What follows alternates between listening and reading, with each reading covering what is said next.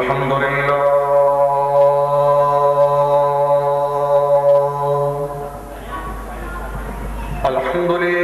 نحمده ونستعينه ونستغفره ونؤمن به ونتوكل عليه ونعوذ بالله من شرور أنفسنا ومن سيئات أعمالنا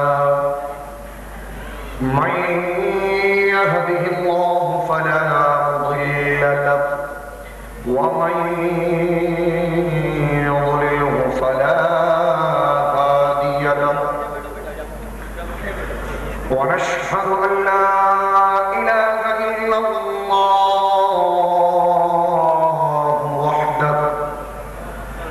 وحده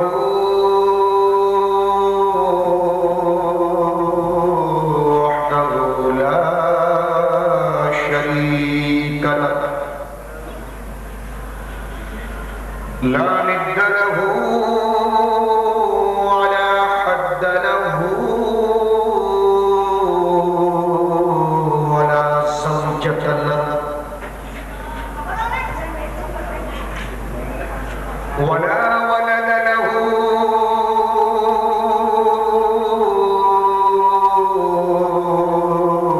ولا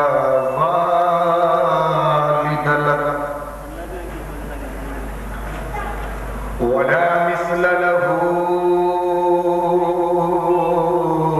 ولا مثال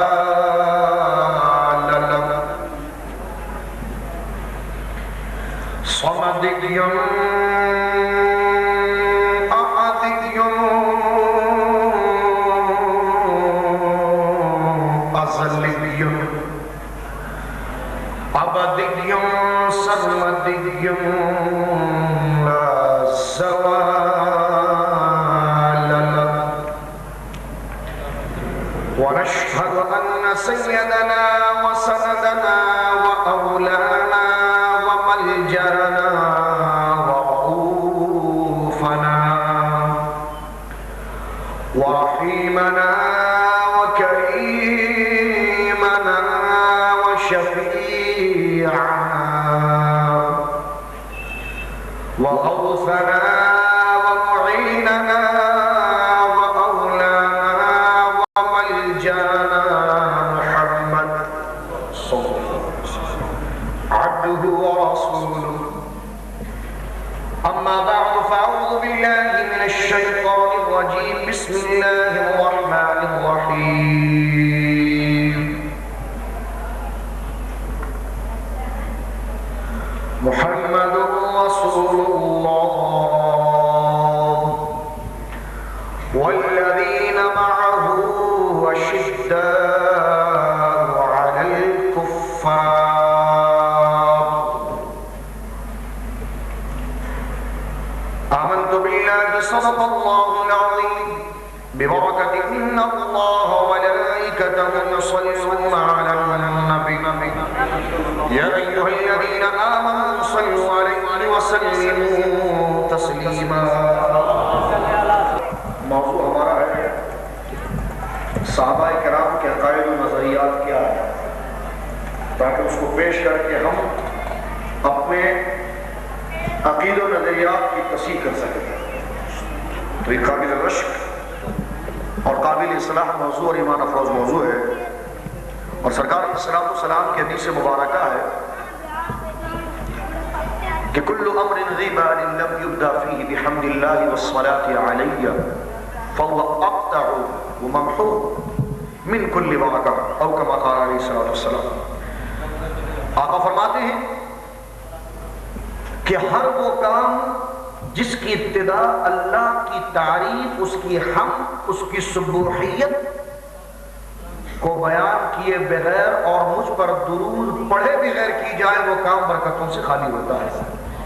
دیکھیے آج آپ نے اتنا قیمتی وقت صرف کیا ہے اپنا، اور اپنے استراحت کے مقام کو چھوڑ کر آپ یہاں پر ذکر مصطفیٰ سننے کے لیے جمع ہوئے ہیں، تو چاہیے کہ حدیث پاک میں جس بات کی وعید بیان ہوئی ہے اس سے ہم بچیں، اور جس بات کی فضیلت بیان ہوئی ہے کہ برکت اسے ہی نصیب ہوگی جو اللہ کی حمد کرے اور مجھ پر درود پڑھے۔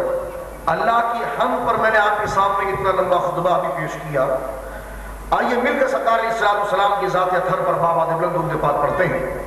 میں درود پاک پڑھاتا ہوں، آپ حضرات اس کا تلفظ کیجئے میرے ساتھ مل کر، لیکن دل کی گہرائیوں سے نبی پاک کی محبت کو ملحوظ رکھتے ہوئے.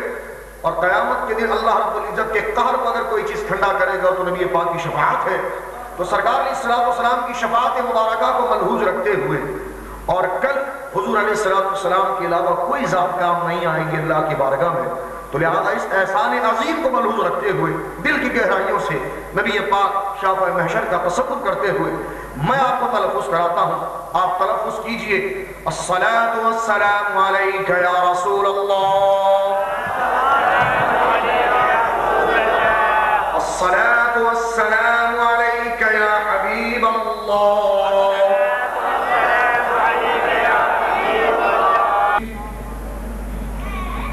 حمد و صلات کے بعد اسٹیج پہ تشریف فرما معززین اور میرے غیور مسلمان بھائیوں، رفیقان ملت، تمام تعریف اور تمام تر محاسن و محامد صرف اور صرف اللہ وحدہ لا شریک کے لیے ہے. ہماری آج کی تقریب سعید ہمارے شاہد بھائی کی والدہ مرحومہ رحمت اللہ علیہا کی سال ثواب کی سلسلے میں منعقد ہوئی ہے.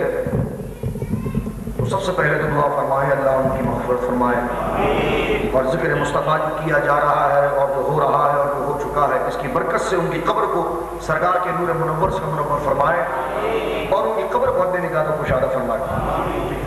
اور یہ محفل خیر الحمدللہ میں خراج تحسین پیش کرتا ہوں عثمان آباد کے اس علاقے پر، خصوصاً مولانا غلام نبی صاحب کو، کہ انہوں نے لوگوں کے ایمان کی اصلاح کے لیے، صحیح عقیدے کی ترویج اور اشاعت کے لیے، صحیح عقیدے کی شناسائی کے لیے آج یہ ایمان افروز تقریب منعقد کی ہے. تو دعا فرمائیے اللہ رب العزت ہماری حاضری اپنی بارگاہ میں قبول فرمائے. میں دو حدیث پاک پیش کر کے اپنے موضوع کی طرف آؤں گا. آج جو ہمارا موضوع، جس طرح کہ ہمارے جناب محسن شکیل قادری صاحب مدظ اللہ علیہ نے شاہ فرمایا کہ صحابہ اکرام کے عقائد و نظریات کیا تھے، ان کا عقیدہ کیا تھا. قرآن نے ان کی طرح ایمان لانے کو کہا ہے، اپنی طرف سے کوئی 1.5 فٹ کی مسجد بنانے کی قرآن نے اجازت نہیں دی، بلکہ یہی کہا کہ وَإِذَا قِيلَ لَهُمْ آمِنُوا كَمَا آمَنَ النَّاسِ، ایمان اس طرح لاؤ جس طرح کے صحابہ نے لایا. ٹھیک، تو اس موضوع کی طرف آنے سے پہلے میں اس محفل کی فضیلت بتاؤں تاکہ شیطان آپ کے ذہن میں وسوسہ ڈال کر آپ کے خیال کو متغیر نہ کر سکے. نبی پاک صلی اللہ علیہ وسلم کی حدیث مبارکہ ہے جس کو خاتم المحدثین، عمدۃ المتکلمین، والدین ملت والاسلامیہ امام جلال الدین سیوطی رحمت اللہ تعالی علیہ اپنے حدیث پاک کے مجموعہ جامع الصغیر کے اندر نقل فرماتے ہیں، جس حدیث پاک کے 2 ٹکڑے میں آپ حضرات کے سامنے پیش کر رہا ہوں تاکہ اس فضیلت کو دیکھیے. آپ کا یہاں پر بیٹھنا ضائع نہیں ہے، ذکر سن رہے ہیں، آئے ہیں، یہ کیا چیز ہے.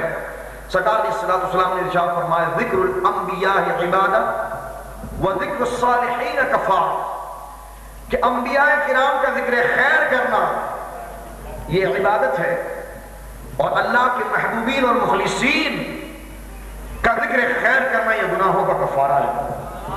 تو آج ہم اللہ کے انبیاء کا بھی ذکر کرنے کے لیے الحمدللہ جمع ہوئے اس کی توفیق سے، اور آج الحمدللہ ہم اللہ کے محبوبین کا ذکر خیر کرنے کے لیے جواب ہوئے ہیں. تو الحمدللہ اللہ اخلاص قادر، اللہ اخلاص پیدا کرنے پر قادر ہے. تو الحمدللہ ہماری یہ نشست بیعت و گناہوں کا کفارہ بھی بن رہی ہے اور عبادت کا ذریعہ بھی بن رہی ہے. تو لہذا آپ دل کو مطمئن کر لیجئے کہ آپ کا یہاں پر بیٹھنا یہ گناہوں کو دھونے سے مترادف ہے. آپ کا یہاں پر بیٹھنا ہر ساعت عبادت ہے، اور دین کی جو آگاہی ہوگی اس سے آپ اپنی قبر کو بھی سنوار سکتے ہیں، آخرت کو بھی سنوار سکتے ہیں. اللہ مجھے حق کہنے کی اور آپ تمام کو حق سن کر اس پر عمل کرنے کی توفیق عطا فرمائے. حضرات محترم، قرآن نے تو یہ فیصلہ کر دیا ہے، اور ایمان بہت مومن کے لیے سب سے بڑا ذریعہ ایمان ہے، کہ جس کے اندر ایمان نہ ہو وہ لاکھ دفعہ لا الہ الا اللہ لا الہ الا اللہ کی تصویر پھیرتا رہے، اس کا خدا کو ایک کہنا کام نہیں دے گا۔ ایمان کیا ہے اس کو غور سے سن لیجیے۔ نبی پاک صلی اللہ تعالی علیہ وسلم، بالکل آپ کی عقل کے مطابق میں آسان سے تعریف کر رہا ہوں اس کی، نبی پاک صلی اللہ تعالی علیہ وسلم اللہ کی طرف سے جو چیز لے کر آئے ہیں اس کا زبان سے اقرار کرنا، دل سے تصدیق کرنا، یہ ہے ایمان، جس کو آپ پڑھتے ہیں آمنت باللہ و ملائکتہ و کتبہ و رسلہ والیوم الآخر وقدر خیر وشرہ من اللہ تعالی والبعث بعد الموت، کہ میں ایمان لاتا ہوں اللہ کی وحدانیت پر، رسول کی رسالت پر، فرشتوں کے وجود پر، اس کے متقدمین اور گویا اس کے گزشتہ نازل ہوئی کتابوں پر، اور جو قرآن مجید سرکار پر نازل ہوا ان کتابوں پر، میں تمام صحیفوں پر ایمان لاتا ہوں، میں خیر کا خالق رب ہے، شر کا خالق رب ہے، اس پر ایمان لاتا ہوں، کل قیامت، کل مرنے کے بعد قیامت میں اٹھایا جائے گا، میں اس پر ایمان لاتا ہوں۔ تو گویا یہ ساری چیزیں جو سرکار علیہ السلام رب کی طرف سے غیب کے پیغام کو لے کر آئے ہیں، ان غیب کی باتوں پر ایمان، مرنے سے پہلے ہم اپنی قبر کو گزار کرنے کی کوششیں کر سکتے ہیں، کاوش کر سکتے ہیں۔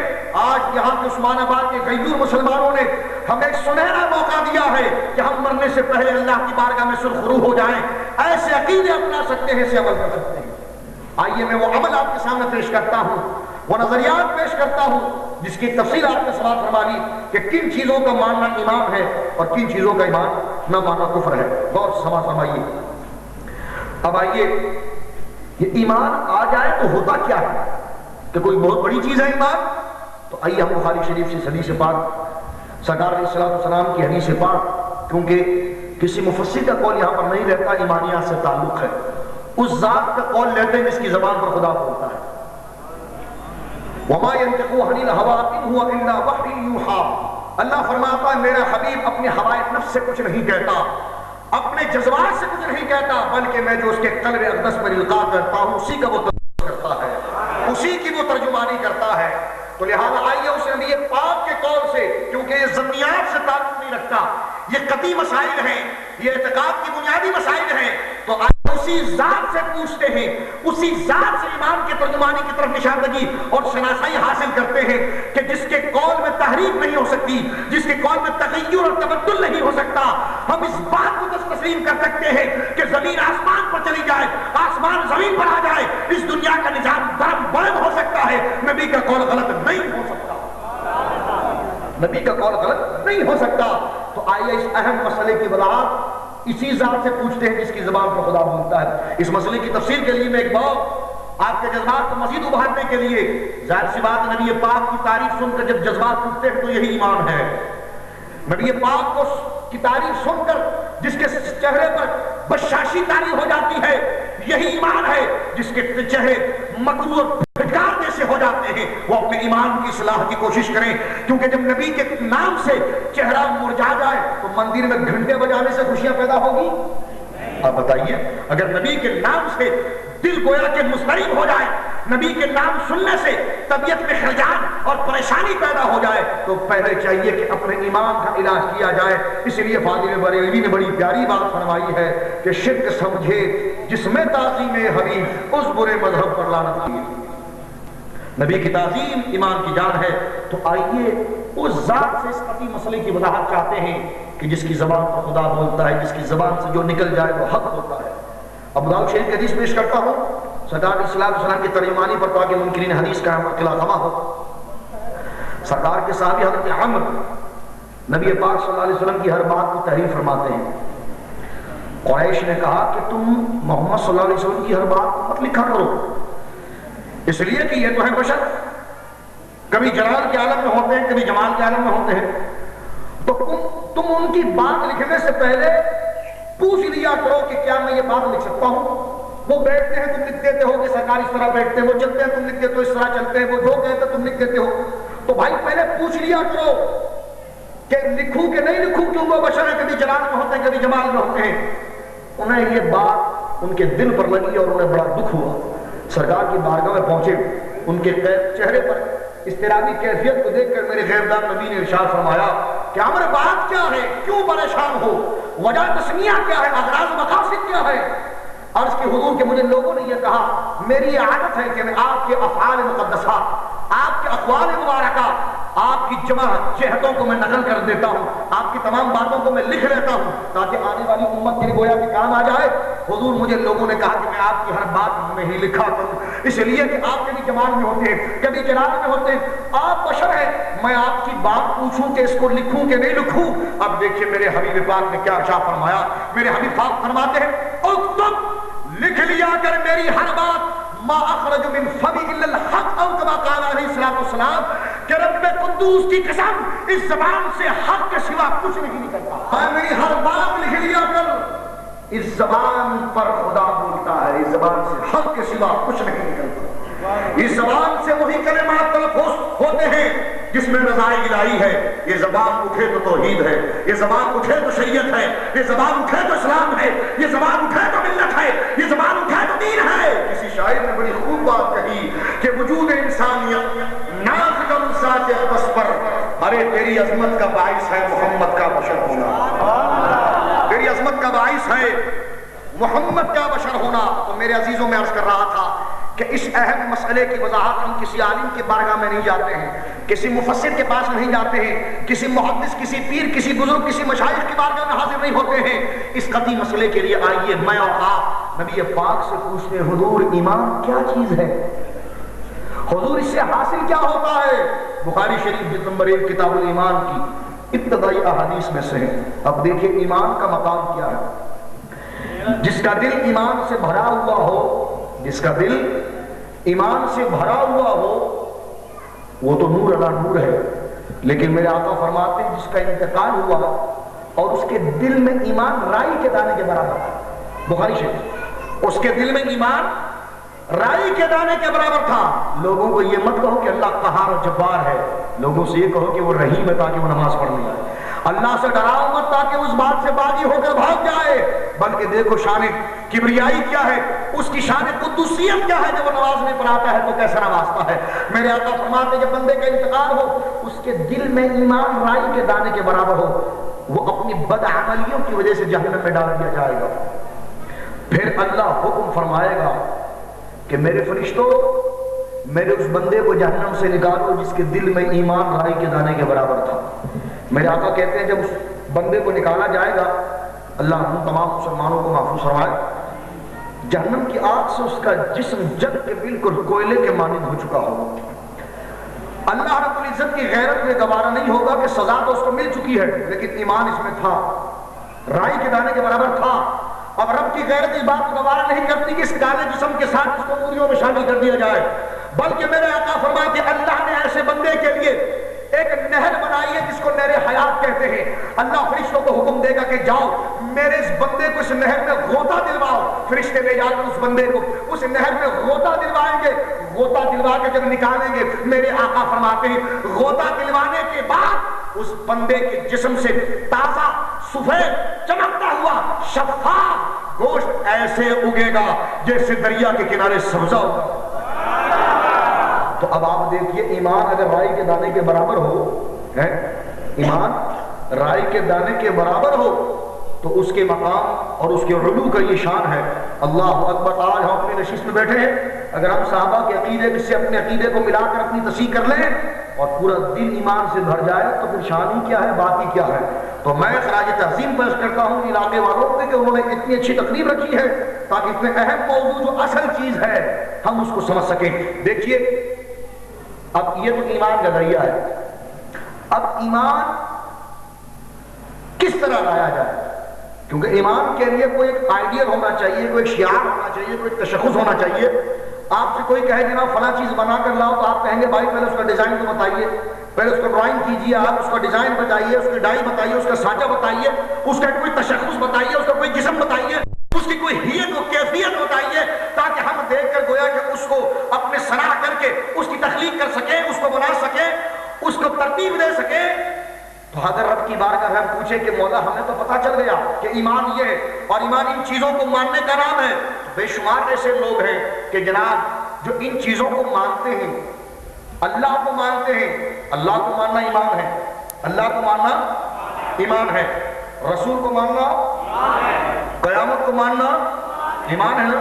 لیکن یہی قرآن کہتا ہے کچھ لوگ یہ ساری چیزیں مانتے پھر بھی مومن نہیں ہیں۔ پہلی آیت آپ سنیے تاکہ ہم اپنے موضوع کی طرف چلیں۔ قرآن کہتا ہے وَمِنَ النَّاسِ مَن يَقُولُ آمَنَّا بِاللَّهِ وَبِالْيَوْمِ الْآخِرِ وَمَا هُمْ بِمُؤْمِنِينَ۔ محبوب کچھ لوگ ایسے ہیں جو کہتے ہیں ہم اللہ کو مانتے ہیں، محبوب کچھ لوگ ایسے ہیں جو کہتے ہیں ہم نے رب کو مانا اور آخرت کے دن کو مانا۔ آپ کیا فتویٰ دیتے ہیں مسلمان ہونا چاہیے؟ جو کہتے ہیں اللہ کو مانتا ہوں مسلمان ہے کہ نہیں؟ مل کر کہیے۔ جو کہتے ہیں قیامت کو مانتا ہوں مسلمان ہے کہ نہیں؟ ہے نا؟ لیکن قرآن ہمیں کیا فتویٰ دیتا ہے وَمَا هُمْ بِمُؤْمِنِينَ، رتی بھر ایمان ان کے اندر نہیں ہے، وہ مومن نہیں ہے۔ آپ کہیں گے جناب رب کو مانتا ہے مومن نہیں ہے، قیامت کو مانتا ہے مومن نہیں ہے۔ ابھی آپ نے پڑھا تھا آمنت باللہ وملائکتہ کی ساری ایمان کی علامت تو آپ نے بتائی تھی، اور اب قرآن کہہ رہا ہے کہ جناب وہ اللہ کو مان رہا ہے، وہ آدمی قیامت کو مان رہا ہے پھر بھی مومن نہیں۔ آپ نے شاید شاہ صاحب اور رسول کو نہیں مان رہا نا، اس لیے شاید وہ مومن نہیں ہے۔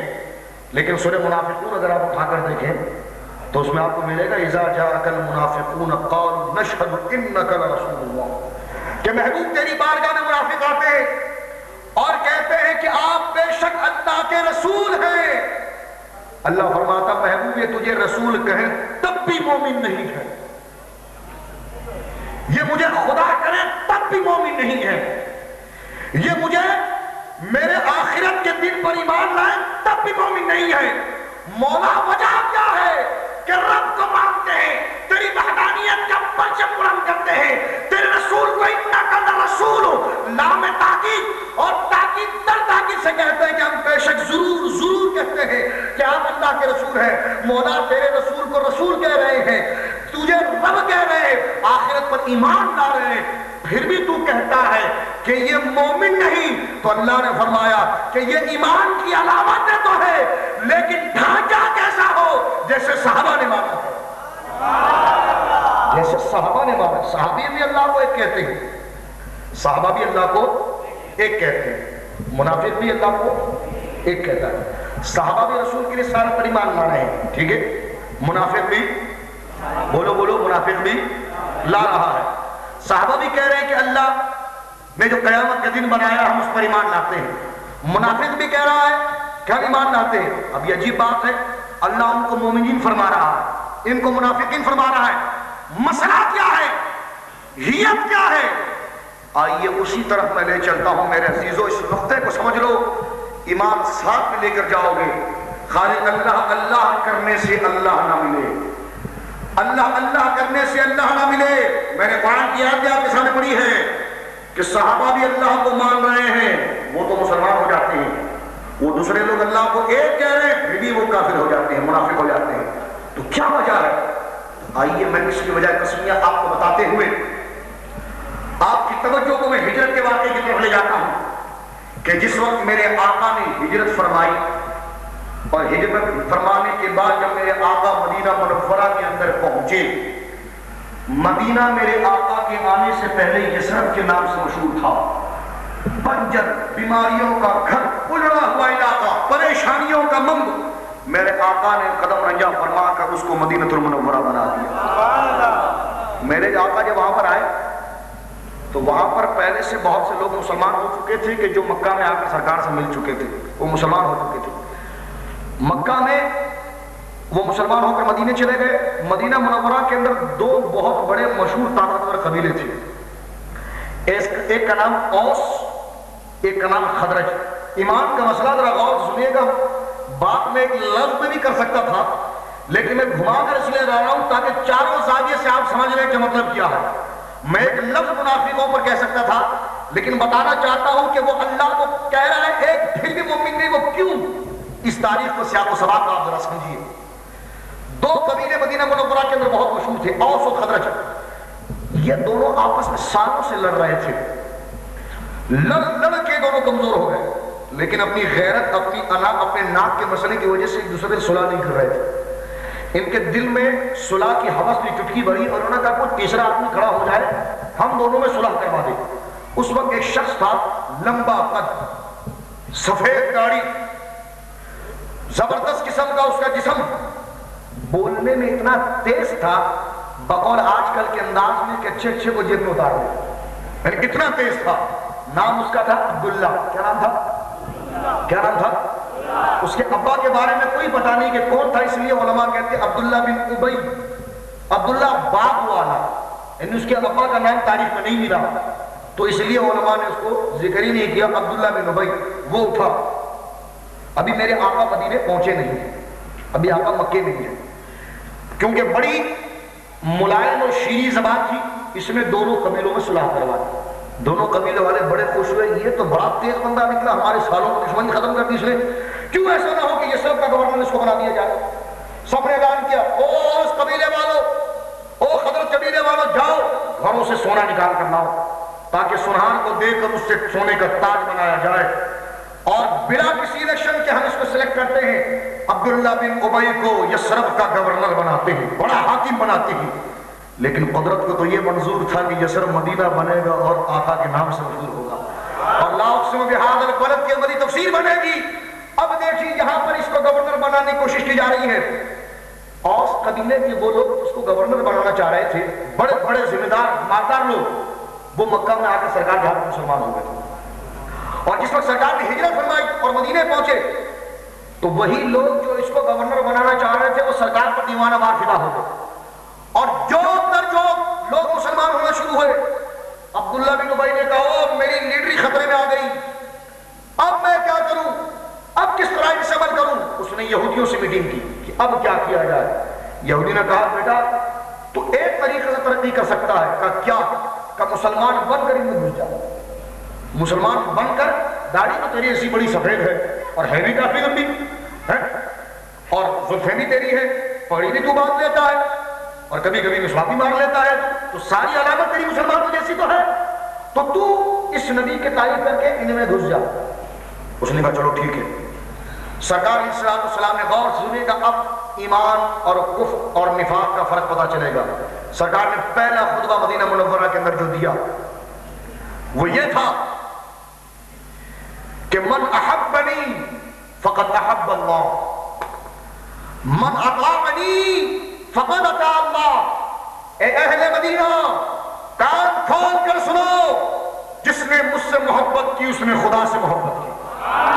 یہ پہلا خطبہ مدینہ منورہ کے اندر میرے آقا جو دے رہے ہیں، اس میں یہ کلمات تلفظ فرما رہے ہیں، من احبنی فقد احب اللہ.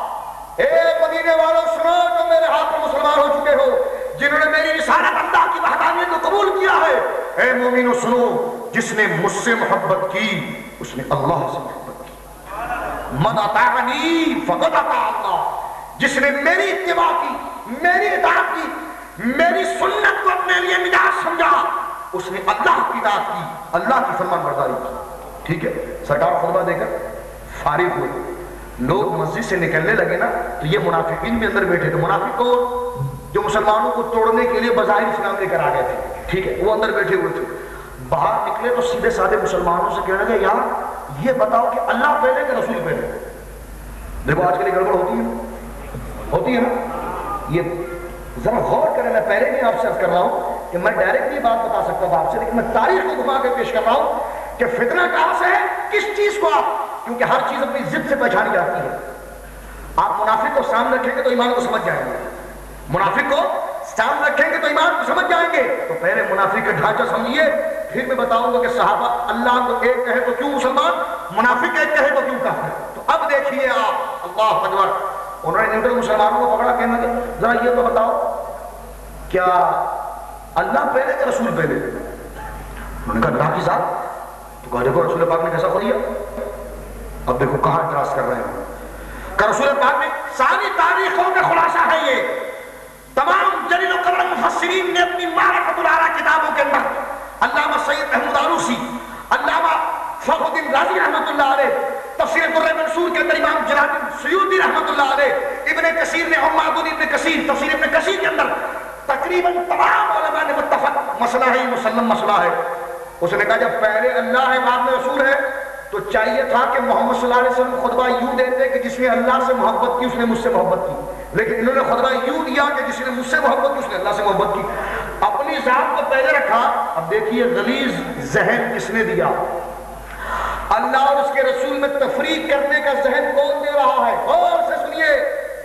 اس نے کہا دیکھو محمد صلی اللہ علیہ وسلم کو چاہیے تھا کہ یوں کہتے کہ جو اللہ کی اطاعت کرے گا وہ میری اطاعت کرے گا، جو اللہ سے محبت کرے گا وہ مجھ سے محبت کرے گا، لیکن یہ تو الٹی بات کر رہے ہیں، یہ تو کہہ رہے ہیں کہ جو مجھ سے محبت کرے گا وہ اللہ سے محبت کرے گا، اپنے آپ کو پہلے رکھ رہے ہیں، اللہ کو بعد میں رکھ رہے ہیں۔ پتا ہے اس غریب شخص نے کیا زبان استعمال کی؟ معاذ اللہ، سنیوں کو تو لوگ مشرک کہتے ہیں، لیکن دیکھیے عادت کس کی ہے، ذرا غور سنیے۔ اس نے کہا ہم تو یہ سمجھتے ہیں انتخذہ الہا، یہ محمد اپنے آپ کو خدا بنوانا چاہ رہا ہے، یہ محمد اپنے آپ کو خدا بنوانا چاہ رہا ہے۔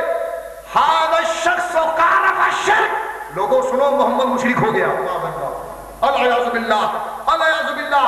اور منافقوں نے فتویٰ لگایا محمد صلی اللہ علیہ وسلم نے اپنے آپ پر اپنا مقدم کر دیا ہے، یہ اپنے آپ کو خدا منوانا چاہ رہے ہیں، جس طرح کہ عیسیٰ نے اپنے ماننے والوں کو اپنی ترغیب سے خدا منوا لیا تھا معاذ اللہ، اسی طرح یہ محمد ہمیں ذہن دے رہے ہیں کہ پہلے مجھے مانو پھر خدا کو مانو، تو یہ خدا منوانا چاہ رہے ہیں، اور یہ محمد اس جملے کو کہہ کر یہ مشرک ہو چکے ہیں معاذ اللہ معاذ اللہ۔ تو یہ غلیظ ایک طرف رسول کو مانتے تھے، دوسری طرف رسول کے قول کا رد کرتے تھے۔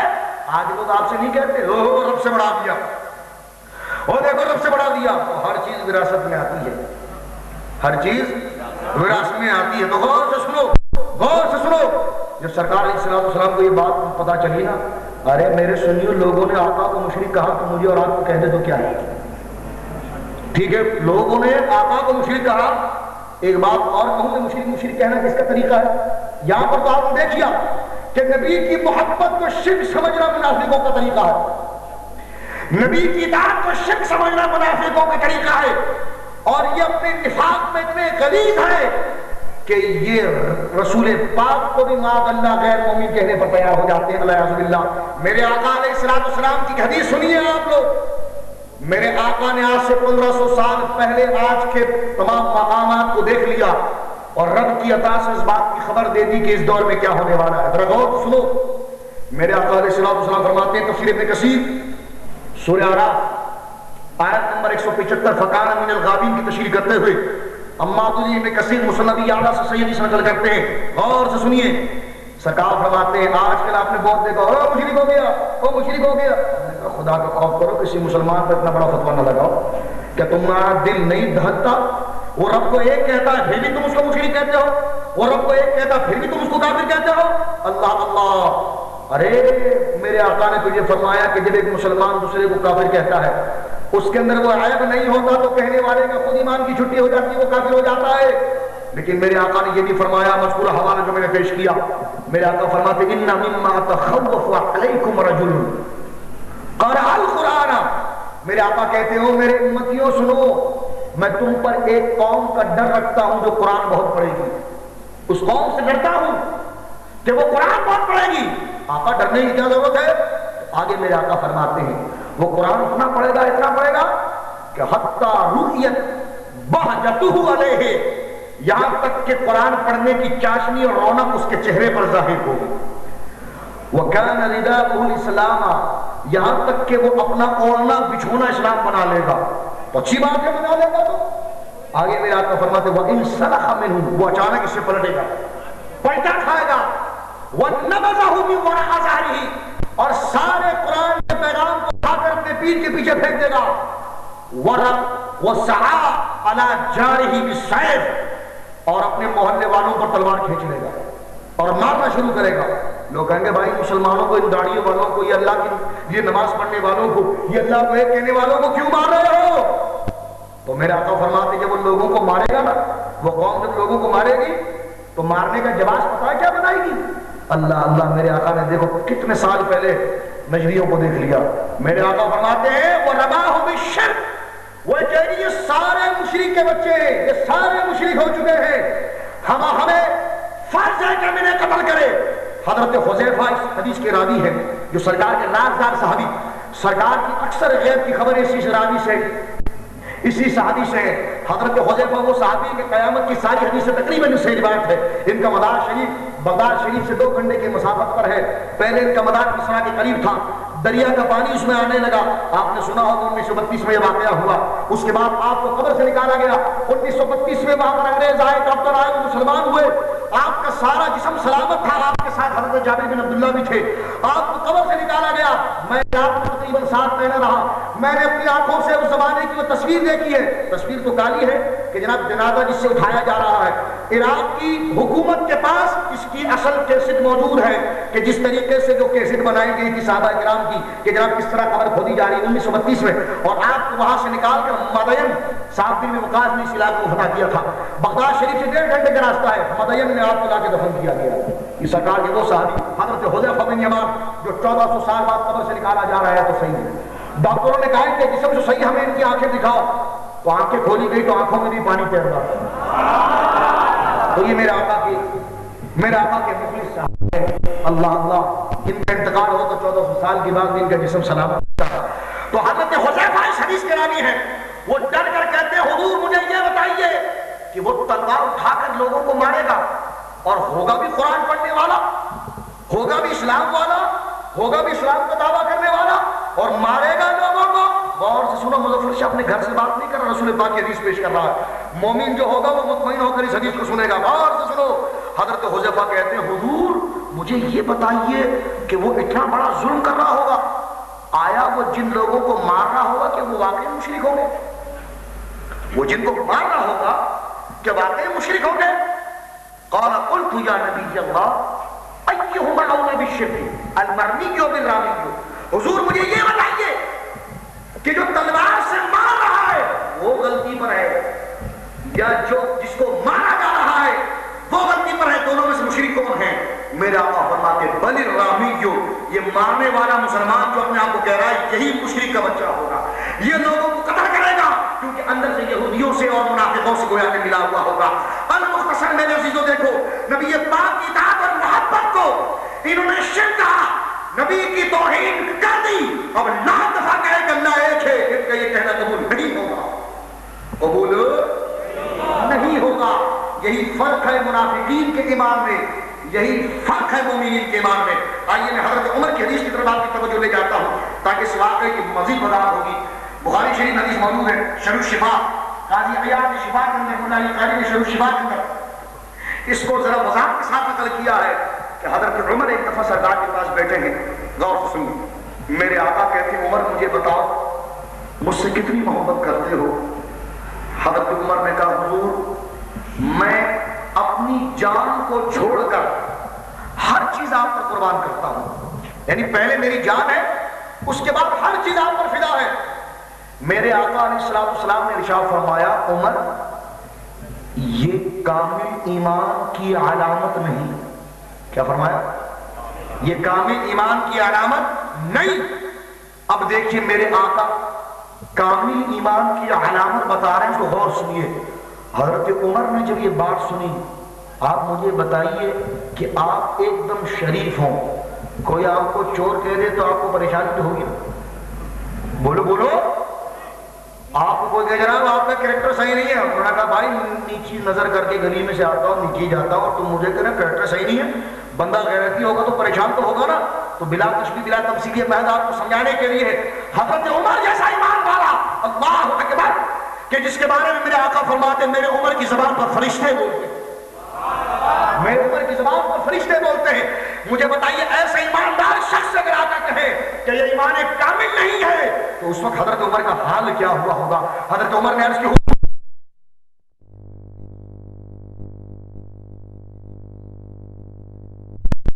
فرمایا ہے سنیو, یہ حضرت عمر کے لیے بھی تھا, قیامت تک ہر مسلمان کے لیے ہے کہ ہم ایمان کس طرح رکھیں رسول پاک پر. میرے آقا نے فرمایا لا یؤمن احدکم حتی اکون احب الیہ من والدہ وولدہ والناس اجمعین او کما قال علیہ الصلوۃ والسلام.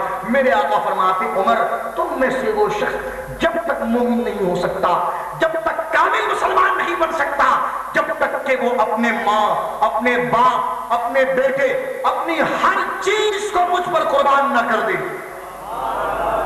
یہ ایمان ہے, ہر چیز کو ہم پر قربان نہ کر دے. حضرت عمر کھڑے ہو عرض کی حضور سب چیز تو پہلے قربان کر چکا تھا, اب کہتا ہوں یہ جان بھی آپ کے نام پر قربان ہے.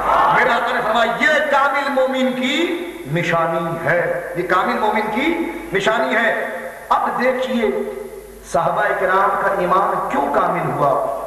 اس لیے کہ جناب جو وہ زبان سے نبی پاک کے متعلق کہتے تھے وہی عقیدہ ان کا دل کے اندر تھا، وہی عقیدہ ان کا دل کے اندر تھا۔ اور قرآن نے کہا کہ وَإِذَا قِيلَ لَهُمْ آمِنُوا كَمَا آمَنَ النَّاسُ، اے لوگوں ایمان اس طرح لاؤ جیسا کہ صحابہ کرام نے لایا ہے۔ تو میں چند صحابہ کرام کی جھلکیاں آپ کے سامنے پیش کرتا ہوں جو آپ دیکھیے صحابہ کرام نے کس طرح ایمان لایا۔ آج لوگ کہتے ہیں جناب جس کا نام محمد یا علی ہو وہ کسی چیز کا مالک نہیں ہے، محمد رسول اللہ کو اللہ نے کوئی اختیار نہیں دیا۔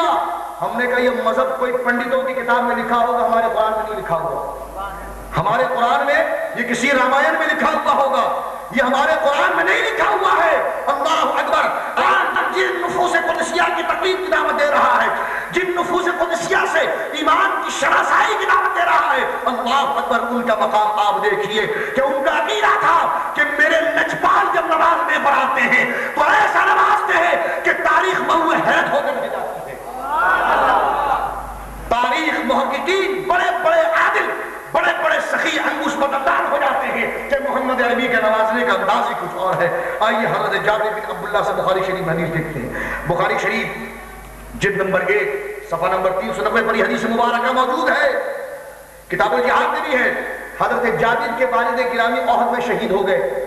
غور سے سنیے گا، حضرت جابر کہتے ہیں کہ مجھ پر میرے والد کے انتقال کے بعد بہت قرضہ ہو گیا اور میں بہت پریشان تھا کہ اس قرضے کو کس طرح دور کروں۔ میرے پاس ایک چھوٹا سے باغ تھا جس میں کچھ کھجوریں ہوتی تھی، قرضہ یہودی کا تھا۔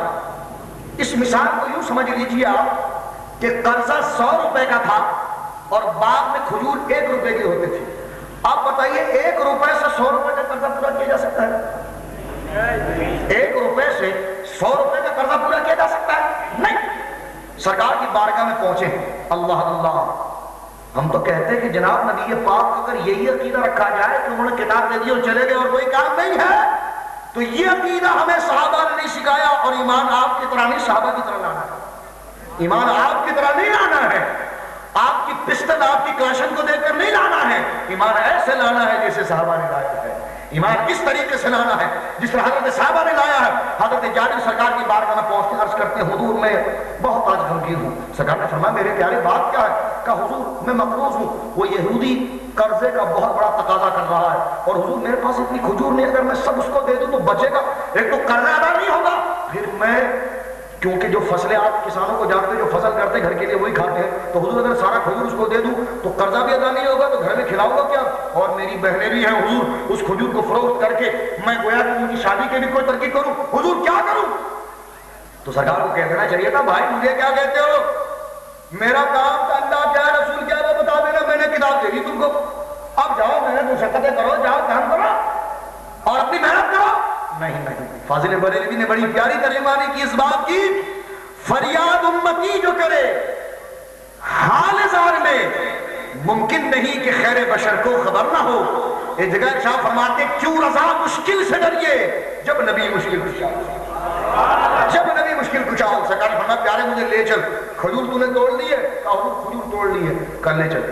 بخاری شریف پڑھ رہا ہوں، لوگوں نے شاید آپ کو بخاری میں کچھ اور باتیں بتائی ہیں، لیکن بخاری کو ہم سر پر اس لیے رکھتے ہیں کہ اس میں میرے حبیب کی حدیث ہے، میرے حبیب کی تعریف ہے، میرے حبیب کی تعریف ہے، واللہ باللہ حدیث پاک ہو میرے رسول کے خلاف ہو، بخاری میرے رسول کے خلاف، اللہ اکبر، حدیثیں ہو اور اولیاء کے خلاف ہو، کہیں حدیث پھر کہیں رسول کے خلاف، یہ ہو نہیں سکتا، ترجمائی غلط کی جاتی ہے۔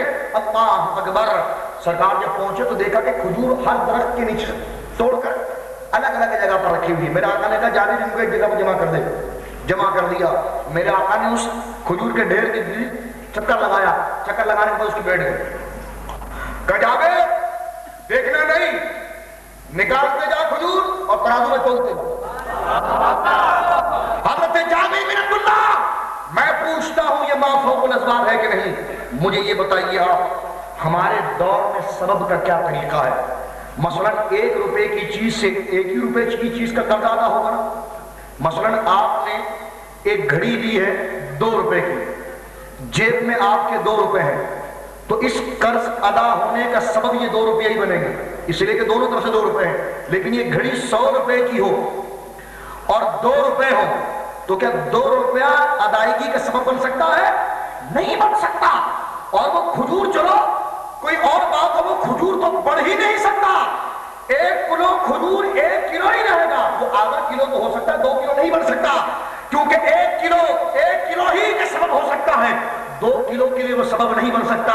تو یہ ما فوق الاسباب ہے۔ میرے آقا فرماتے جابر نکالتے جا اور تولتے جا۔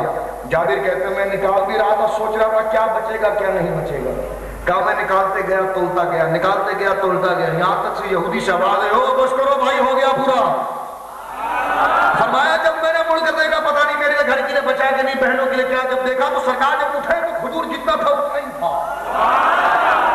تو ایمان ایسے لاؤ جیسے صحابہ نے لایا، ایمان ایسے لاؤ جیسے میرے آقا نے صحابہ کو تلقین کیے، حضرات صحابہ کرام نے ایمان لایا ہے۔ تو آپ اندازہ لگائیے، اللہ اکبر، صحابہ کرام کا یہ عقیدہ تھا کہ جب میرے آقا جس طرح چاہے تصرف فرمائے، جس طرح چاہے میرے آقا علیہ السلام نوازنے پر آ جائے۔ آج لوگ کہتے ہیں خدا کے علاوہ کوئی شفا نہیں دیتا۔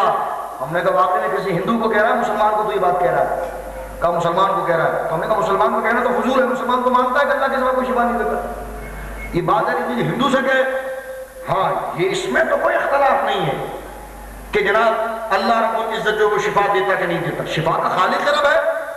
اگر تو ہم سے پوچھتا ہے تو ہم یہ کہتے ہیں شفا کا خالق اللہ ہے، اللہ جس پیارے کو چاہتا ہے اس مرتبے پر فائز کر دیتا ہے کہ وہ شفا دینے پر قادر ہو جاتا ہے، وہ واسطہ ذریعہ بنتا ہے۔ کہتے ہیں یہ نہیں ہو سکتا۔ ہم نے کہا تیری طرح ایمان لانے کے لیے خدا نے نہیں کہا، صحابہ کی طرح کہا۔ اس طرح کہا صحابہ کی طرح۔ اٹھائیے بخاری شریف جلد نمبر 2 صفحہ نمبر 810، ام المومنین حضرت ام سلمہ رضی اللہ تعالیٰ عنہ کہتی ہے میرے پاس سرکار کا موئے مبارک تھا۔ میں آپ سے پوچھتا ہوں، مجھے بتائیے ایک مولانا صاحب ان کا بیٹا بیمار ہو جائے، مولانا صاحب اس کو ڈاکٹر کے پاس لے جائیں گے، اپنی داڑھی کا بال توڑ کر پانی میں ڈبو کر پلائیں گے؟ بولو بولو، یا اپنے سر کے بال توڑ کر پلائیں گے؟ بیٹا تو بولے گا پانی پھینک بھائی، یہ کیا بال ڈال دیا اس میں، پانی پھینک، کون پیے گا یہ بال، نہ جانے پسینے والوں کیسا ہو۔ تو بالوں سے شفا نہیں ہوتی ہے۔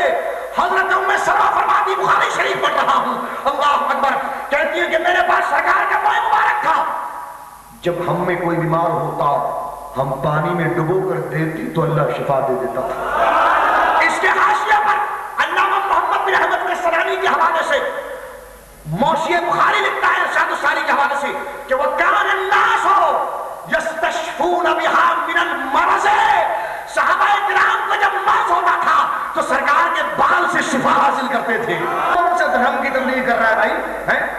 تو جو کہتا رسول کچھ نہیں کہتا، تو کون سا پنڈتوں کا مذہب پھیلا رہا ہے، تو کون سا دین پھیلا رہا ہے؟ اسپتال میں گھسو تو آیت مبارکہ لکھی ہوئی وَإِذَا مَرِضْتُ فَهُوَ يَشْفِينِ، کون مسلمان کے خلاف ہے؟ ہم بھی کہتے ہیں وَإِذَا مَرِضْتُ فَهُوَ يَشْفِينِ۔ حضرت ابراہیم نے کہا جب میں بیمار ہوتا ہوں تو اللہ ہی مجھے شفا دیتا ہے، لیکن اس سے کہاں ثابت ہوتا ہے کہ اللہ کے پیاروں کو اختیار نہیں دیے جاتے؟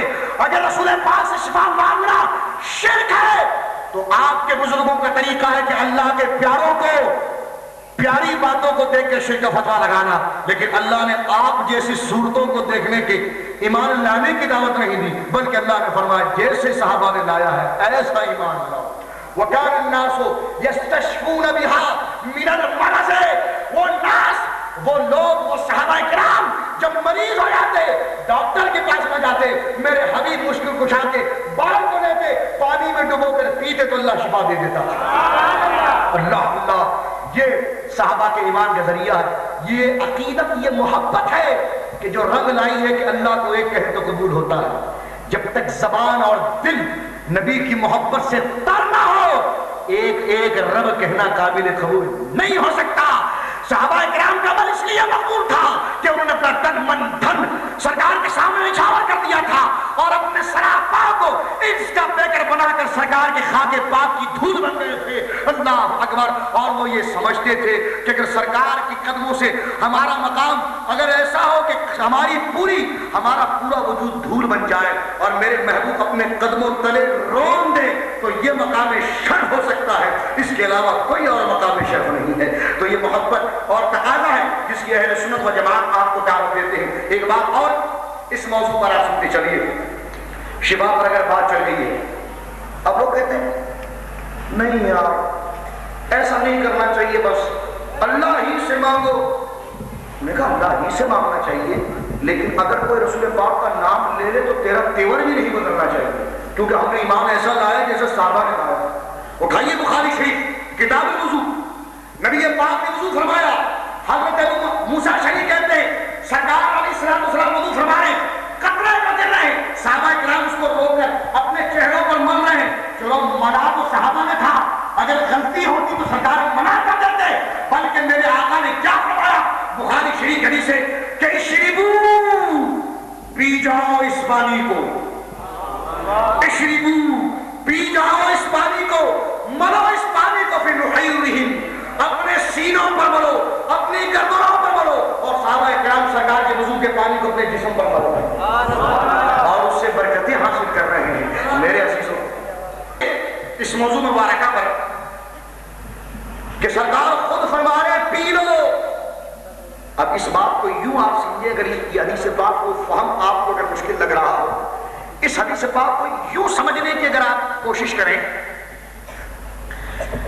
کہ مثلا رات کے وقت مولانا صاحب گھر پہنچے، پسینے میں بالکل تر ہے، اپنے رومال کو اپنے جسم پر مس کرنے کے بعد، پسینہ وغیرہ پہنچنے کے بعد، ذرا توجہ چاہوں گا، پھر اس پسینے کو اپنی بیگم سے کہیں کہ جائیے اسے دھو لیجیے، وہ رومال وغیرہ دھو لے، اور مولانا اپنی چارپائی پہ لیٹے ہوئے ہیں اور کہہ رہے ہیں سنو، دھونے کے بعد وہ پانی جو ہے نا اسے پھینکنا نہیں، اسے پھینکنا نہیں، رکھنا۔ رکھ لیا جناب، مولانا صاحب کی نیند چلی گئی جناب، رومال سکھانے کے لیے مولانا اپنے بیٹے کو بلایا، او عبد القہار ادھر آؤ۔ بیٹا عبد القہار آیا، کہا بیٹا وہ بالٹی اٹھا کر لاؤ جس میں میرا رومال دھلا تھا، لے آیا، کہا کیا کروں، کہا بیٹا پی جا اس کو۔ بیٹا کہے گا ابا حضور اتنی بڑی داڑھی ہے، اتنا بڑا مرغی ہے، کیا بکواس کرتا ہے، اس کا پی جا، کوئی پیے گا، پیے گا۔ اٹھائیے مسلم شریف کتاب الفضائل، اللہ اکبر، حضرت عائشہ بنت ابو بکر کہتی ہے میرے پاس سرکار کا جھگا مبارک تھا، جب ہم میں کوئی بیمار ہوتا ہم اس کو دھوتے، وَنَغْسِلُوهَا، ہم اس کو دھوتے اور اس کو پیتے، وَنَسْتَشْفِي بِهَا لِلْمَرْضَىٰ، اس کو دھونے کے بعد، کپڑے کو نچوڑنے کے بعد اس سے جو پانی ٹپک رہا ہوتا اس کو مریضوں کو پلاتے تو اللہ مریضوں کو شفا دے دیتا تھا، مریضوں کو شفا دے دیتا تھا۔ یہ نہ جانے تم کیسے توحید بیان کر رہے ہو، اور صحابہ کرام نے کس طریقے کے عمل و اطوار اور طور و طریقے اللہ اکبر حضرات صحابہ کرام نے گویا کہ بیان فرمائی ہے۔ دیکھیے تعظیم اور عقیدت کی وہ چیز تھی، جب تک رسول، میرے عزیزوں خلاصہ یہ ہے، جب تک رسول پاک کی تعظیم اور آپ کی محبت نہیں ہوگی، رب کو ایک کہنا کام نہیں دے گا، اور رسول پاک کی محبت اور تعظیم دل میں ہوگی، چاہے وہ نماز ہو، چاہے وہ کوئی بھی عبادت ہو، جب تک رسول پاک کی تعظیم شامل نہ ہو وہ عمل اللہ کی بارگاہ میں مقرب ہو ہی نہیں سکتا۔ آئیے میں نماز کی بات آپ کے سامنے عرض کرتا ہوں۔ دیکھیے نماز کس کے لیے ہے؟ اللہ کے لیے۔ ہم سے کہتے ہیں یار تم نے تو رسول کو بہت بڑھا دیا، رب سے بڑھا دیا۔ ہم نے کہا دیکھو بھائی، بڑھایا اس کو جاتا ہے جس کی کوئی حد اور باؤنڈری ہوتی ہے، تم اللہ کی کہیں باؤنڈری بتا تو ہم اس سے نہیں بڑھائے۔ بولے یہ کیا طریقہ ہے، تم مدینے کی مٹی لاتے چونکہ قرآن میں آیا ہے؟ تو میں نے کہا قرآن میں یہ آیا ہے کہ رسول پاک کے جبے کو دھو کر پی لو؟ کیا قرآن میں یہ آیا ہے کہ موئے مبارک گویا کے پانی میں ڈوبو کر اس کو پی لو؟ مولانا صاحب محبت و عقیدت بھی کوئی چیز ہوتی ہے، تمہاری طرح ایمان لانے خدا نے نہیں کہا، صحابہ کی طرح کہا ہے، عقل بھی اس میں مت لاؤ۔ اب دیکھو جس کی طرح ایمان لانے کے لیے کہا ہے وہ کس طرح ایمان لاتا ہے، پتا چلا رسول کے سامنے مٹ جانا ہی ایمان ہے، رسول کے سامنے اپنی تمام تر بفاتوں کو مٹا دینا ہی ایمان ہے۔ اب دیکھیے آپ مجھے یہ بتائیے نماز جو ہے یہ کس کے لیے پڑھی جاتی ہے؟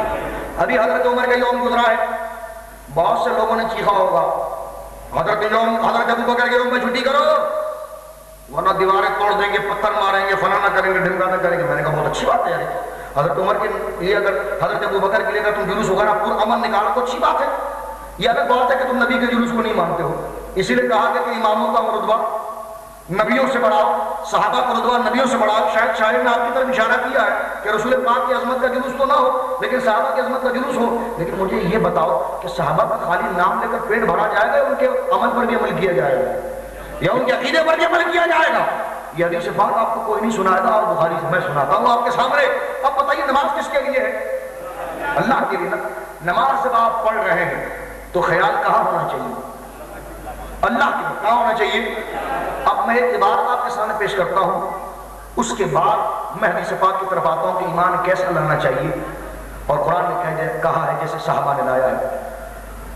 میں بالکل تحقیق فرقہ واریت ہمارا مقصد نہیں ہے، دنگا فساد ہمارا مقصد نہیں ہے۔ اگر دنگا فساد ہوتا تو کس اور روپ میں آتے، لیکن وہ روپ ہمیں شیوا بھی نہیں دیتا۔ علماء کے ساتھ بات دلیل کتابوں کی ہونی چاہیے۔ ویڈیو بھی ریکارڈ ہو رہی ہے، آڈیو بھی ریکارڈ ہو رہی ہے، میں مسئلے کی تحقیق کے لیے آ رہا ہوں، اور تحقیق پر کوئی ہماری زبان کو روک نہیں سکتا۔ ہاں جھوٹ کہیں تو زبان روکی جائے، لیکن جب لکھنے والا خود لکھے تو اس کی عبارت پڑھنے میں کیا گناہ ہے؟ لکھنے والا خود لکھے تو اس کی عبارت پڑھنے میں کیا گناہ ہے؟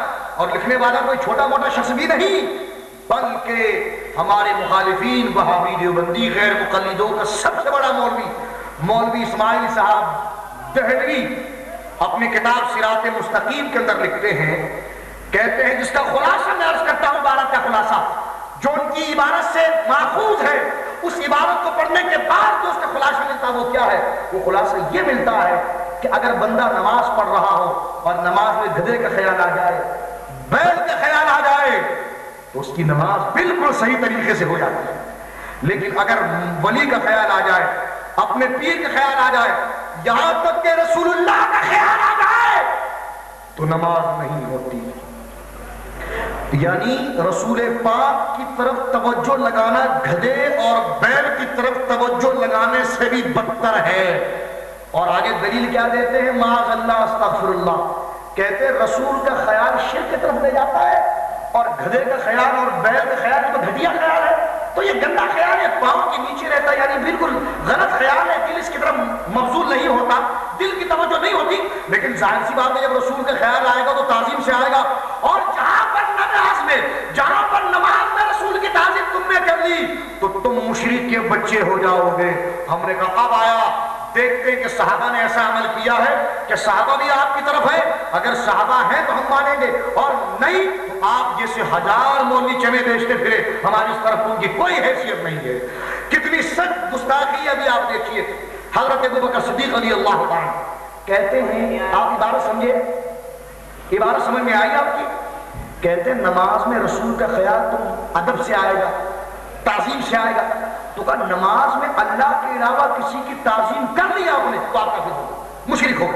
ہاں گدھے اور بیل کا خیال تعظیم سے نہیں آئے گا، دین اس کو ایسی پسند نہیں کرتا ہے، تو اس سے تو کچھ نہیں ہوتا، لیکن رسول کا خیال تعظیم سے آئے گا، تو نماز میں جہاں تم نے رسول کی تعظیم کر لی تو تم کافر کے بچے بن گئے، کافر ہو گئے۔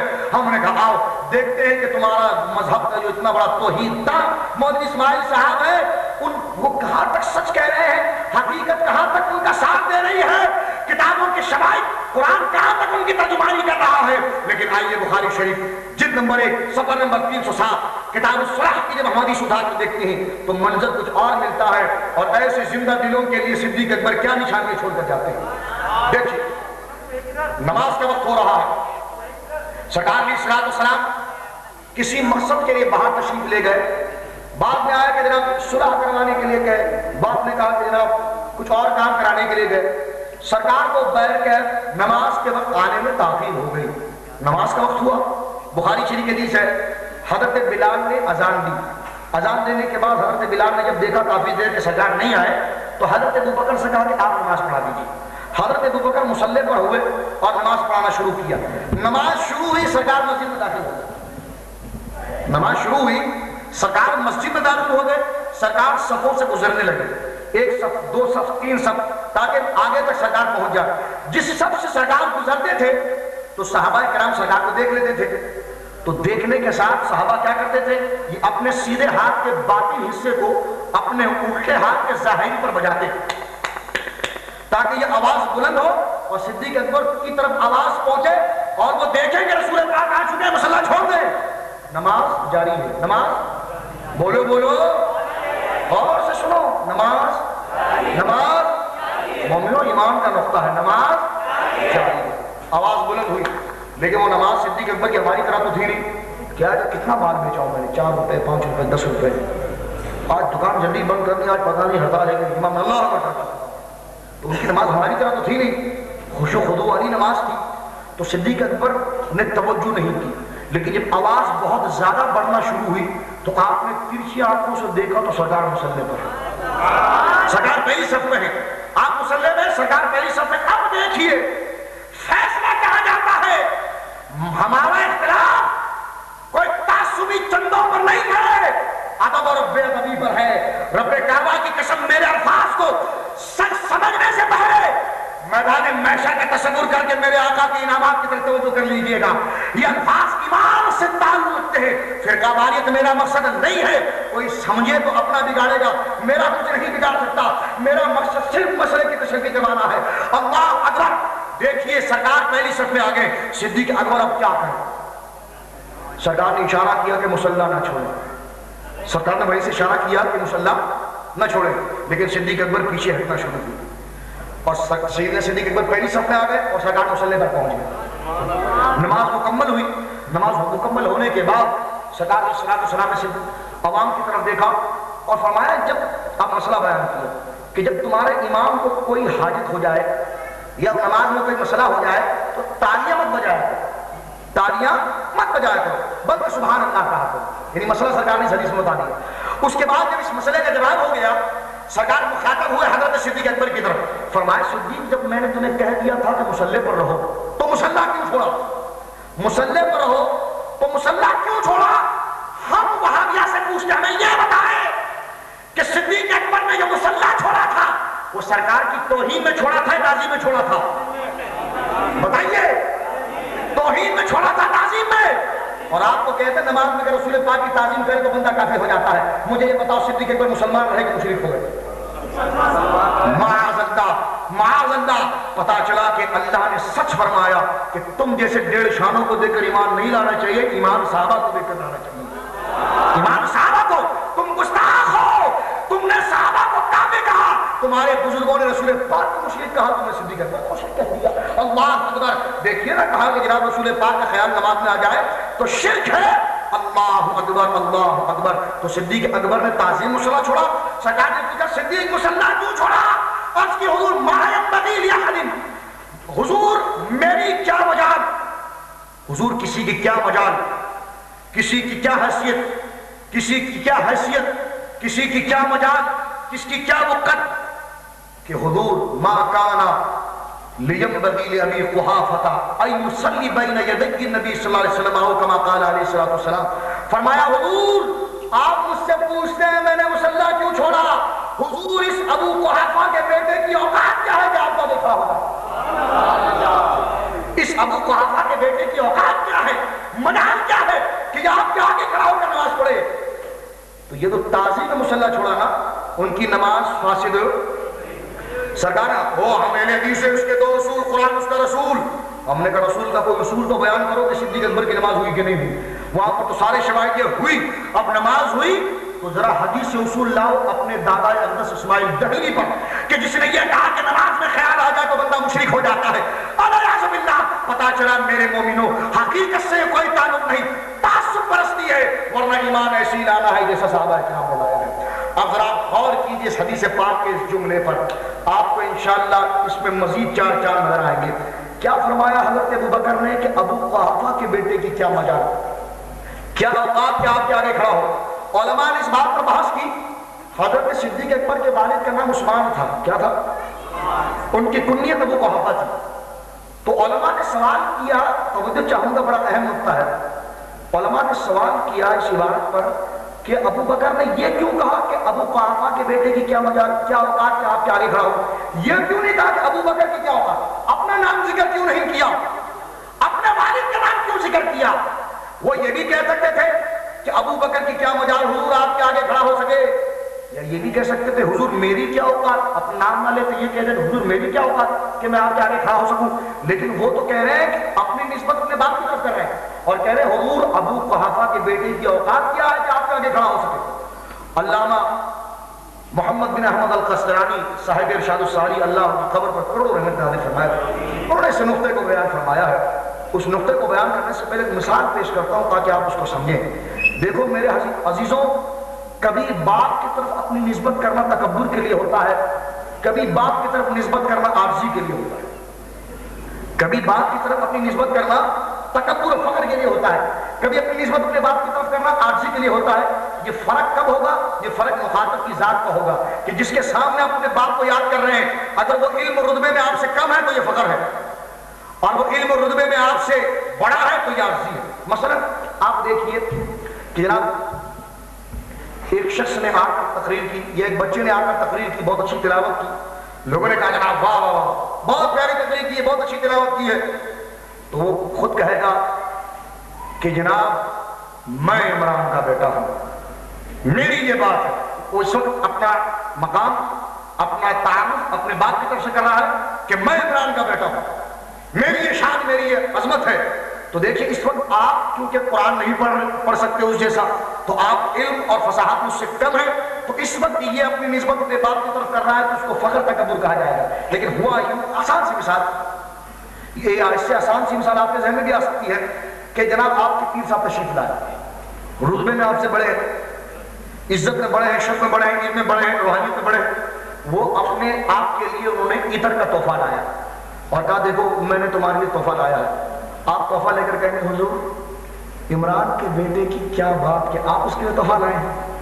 تو دیکھو ادھر بھی اپنے باپ کا، اپنی نسبت اپنے باپ کی طرف کر رہا ہے، جب ادھر کی تو تکبر تھا، ادھر کیا تو عاجزی ہے، اس لیے کہ سامنے جو ذات ہے وہ بزرگ ہے، وہ برتر ہے، وہ بڑی ہے، تو سامنے مخاطب کو دیکھ کر عاجزی اور تکبر کا اندازہ لگایا جائے گا کہ جب اپنی نسبت اپنے باپ کی طرف کی جائے اور سامنے والی ذات علم میں رتبے میں آپ کی حیثیت سے کم ہو تو تکبر ہے، آپ کی حیثیت سے بڑی ہے تو عاجزی ہے۔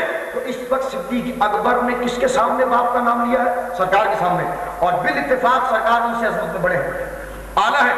تو آپ اس رتبے کو علامہ قسطلانی نے بڑے پیارے انداز میں بیان فرمایا، وَلَا يَكُنْ لِي وَلَا أَبَا بَكْرٍ استغارا لمرتبتی استحقاقا لمرتبتی۔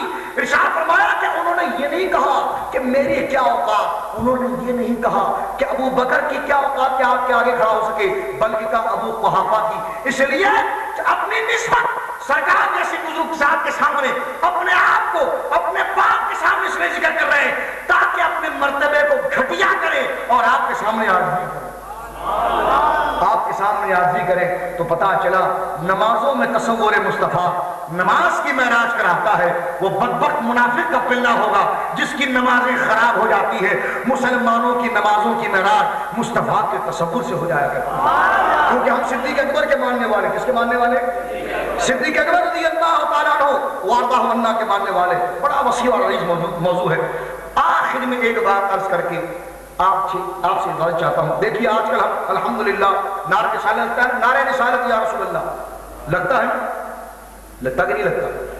لوگ کہتے ہیں یہ تو شرک ہے، یہ تو غلط طریقہ ہے۔ غلط طریقہ ہے؟ ہمت ہے ثابت کرو گے غلط طریقہ ہے؟ اللہ اللہ، ہم تو بھائی اس طرف چلیں گے وَإِذَا قِيلَ لَهُمْ آمِنُوا كَمَا آمَنَ النَّاسُ۔ ایمان ایسے لاؤ جیسے صحابہ کرام نے لایا تھا، ایمان ایسے لاؤ جیسے صحابہ کرام نے لایا تھا۔ واقعہ تو بہت ہے، دلائل بہت ہے، ضمن وقت کی قلت کو مد نظر رکھتے ہوئے صرف ایک حوالہ پیش کرتا ہوں جو حالیہ سیرہ صدیق اکبر کا یوم گزرا ہے۔ آپ کو پتا ہوگا سرکار کے دور میں ایک بہت بڑا بدبخت شخص جس نے نبوت کا دعویٰ کیا تھا، مسلمہ بن کذاب، مسلمہ کذاب نے نبوت کا دعویٰ کیا، سرکار نے اس پر گرفت نہ فرمائی، لیکن سرکار کی وصال کے بعد اس نے اپنی بہت بڑا لشکر بنا لیا تھا۔ سیدنا صدیق اکبر دیکھیے، لوگ کہتے ہیں یا رسول اللہ سرکار کی زندگی میں آپ کہہ سکتے ہیں، بعد میں نہیں کہہ سکتے، بات قرآن کہتے ہیں قریب جا کر کہہ سکتے ہیں، دور سے نہیں کہہ سکتے۔ ہم نے کہا کیوں؟ بولے شرک ہو جاتا ہے۔ ہم نے کہا سبحان اللہ، یہ عجیب شرک ہے جناب، یہ قریب میں جائز ہو جاتا ہے، باہر میں تو شرک ہو جاتا ہے، زندگی میں جائز ہو جاتا ہے، مرنے کے بعد شرک ہو جاتا ہے۔ یہ قاعدہ اور فلسفہ ہمیں سمجھ میں نہیں آیا۔ اللہ کا شکر ہے ہمیں ایک آئیڈیل صحابہ کی ذات مل گئی ہے جس سے ہم اپنے عقیدے کی تلاش کر لیتے ہیں، اس کے متلاشی ہو جاتے ہیں اور اس سے شناسائی کر لیتے ہیں۔ اب دیکھیے سرکار کی مثال ظاہر ہو چکا ہے، دور خلافت حضرت ابو بکر ہے، مسلمہ بن کذاب کے پر چڑھائی کرنے کے لیے سیدنا صدیق اکبر نے خالد بن ولید جن کو اللہ کی تلوار کہا جاتا ہے ان کو 3000 کا لشکر دے کر بھیجا، اور مسلمہ بن کذاب کی پتہ کتنی تعداد تھی؟ 1 لاکھ۔ کتنی؟ 1 لاکھ ان سے جنگ کرنے کے لیے بھیجا۔ آج لوگ کہتے ہیں جہاد کرو، نعرے تکبیر لگاؤ. میں نے کہا جب تک نعرہ رسالت نہیں لگے گا پتہ نہیں چلے گا ہندو جہاد کر رہا ہے کہ مسلمان کر رہا ہے. اب نہیں کہہ رہا. سنیے آپ، خالد بن ولید جب میدان میں اترے نا، کون خالد بن ولید؟ اللہ اللہ، بیت المقدس کا مارکا اٹھا کر دیکھیں، 10 لاکھ عیسائی آپ کے سامنے. کتنے؟ آپ کے جرنیل حضرت ابو عبیدہ بن جراح کہتے ہیں خالد کیا کیا جائے؟ حضور میں اکیلا کافی ہوں. حضور میں اکیلا کافی. کہا نہیں یہ نہیں کرو اکیلا. کہا حضور اگر آپ کہتے ہیں تو 10 لاکھ کے مقابلے میں 10 دے دیں. 10 لاکھ کے مقابلے میں 10 دے دیں. تاریخ حیران ہے، موضوع حیرت ہے. مورخین انگوش بدندان ہے کہ یہ کیسا مافوق الفطرت کام ہے، یہ کیسا مافوق الاسباب امر ہے. اللہ اکبر. خالد بن ولید جب میدان میں اترتے ہیں نا تو یہ نظر آتا ہے کہ عیسائی بھاگ رہے ہیں. تھوڑی دیر کے بعد دیکھتے ہیں کچھ عیسائی بھاگتے ہیں اور آپ کے اپنے صحابہ اپنے ساتھی نظر نہیں آ رہے. تو حضرت خالد بن ولید نے تلوار پر ٹیک لگا کر رونا شروع کر دیا کہ میری غلطی سے کئی صحابہ شہید ہو گئے، کاش ایسا ہوتا میں بڑا لشکر لے آتا. تو اتنے میں دیکھا کہ ایک صحابی وہاں سے، ایک وہاں سے، ایک وہاں سے، 9 صحابی آئے. 3 لاکھ کو بھگایا، 7 لاکھ کو قیدی بنایا. تاریخ گواہ، 7 لاکھ کو قیدی بنایا. یہ خالد بن ولید، ان سے بڑا غیرتی کون ہوگا؟ ان سے بڑا ایمان کس کا ہوگا؟ سیوف، سیف من سیوف اللہ، اللہ کی تلواروں میں سے تلوار ان کا لقب ہے. کچھ لوگوں کو ان کے نام پر بڑی چڑ ہے کہ خالد نے بڑا غضب کیا. ہم نے کہا خالد بن ولید سے منافق جلتا ہے، مومن نہیں جلتا. منافق جلتا ہے، مومن نہیں جلتا. حضرت خالد بن ولید جب میدان جہاد اترتے ہیں تو مجھے چاہوں گا آپ کی، آپ مسلم بن قذاب 1 لاکھ لے کر آیا ہے، آپ 3000 ہیں. بھائی کوئی حساب ہی نہیں جمتا کہ 3000 1 لاکھ کو ماریں گے. جب جنگ شروع ہوئی تو ادھر سے بھی اللہ اکبر کے نعرے لگے، کیونکہ مسلم بن قذاب اللہ کا منکر تھوڑی تھا. وہ تو یہ کہتا میں نبی بن چکا ہوں. ادھر سے بھی اللہ اکبر کے نعرے لگ رہے، ادھر سے بھی اللہ اکبر کے نعرے لگ رہے.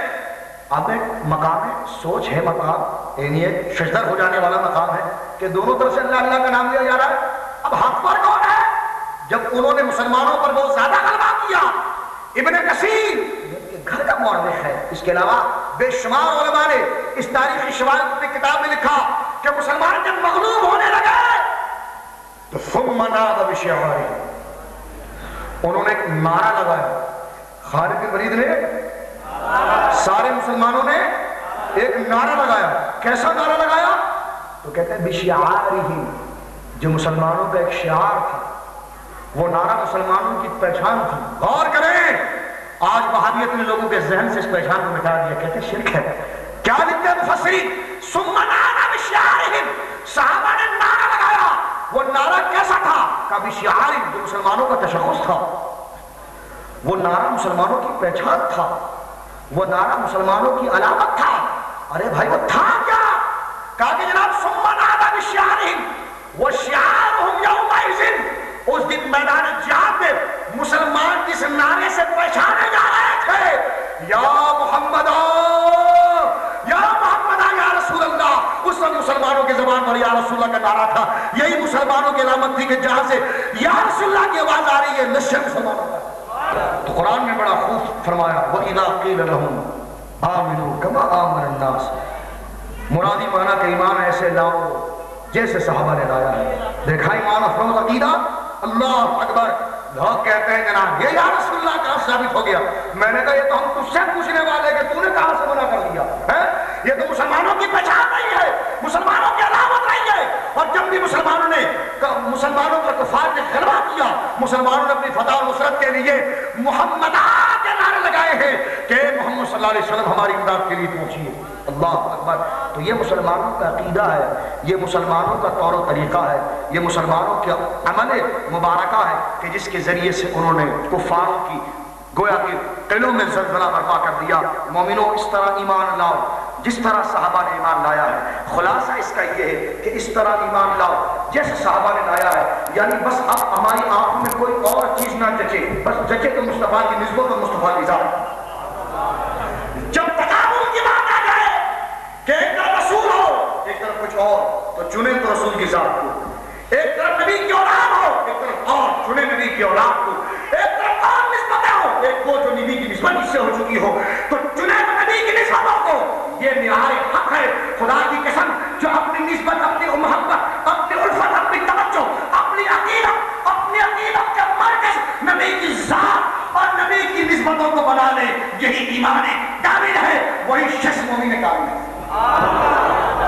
مومن کامل ہے۔ حدیث پاک مجھے یہ بتائیے، خچر جب پیشاب کرتا ہے، خچر مل کر کہیے گا، آخری بات کہہ کر اٹھ رہا ہوں آپ سے، مجھے بتائیے خچر جب پیشاب کرتا ہے تو پیشاب میں خوشبو ہوتی بدبو ہوتی؟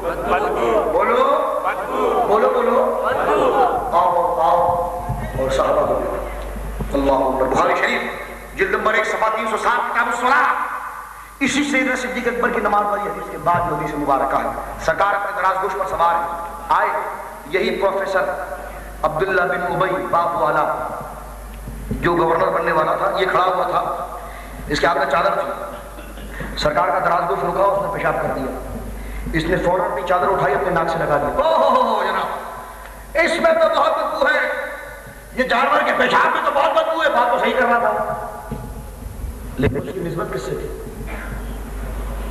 جانور کی نسبت کس سے تھی؟ تھا نا منافق کا بچہ، کہیں نہ کہیں سے توہین ڈھونڈنی تھی اسے، کہیں نہ ہو پیشاب میں تو بہت بدبو ہے۔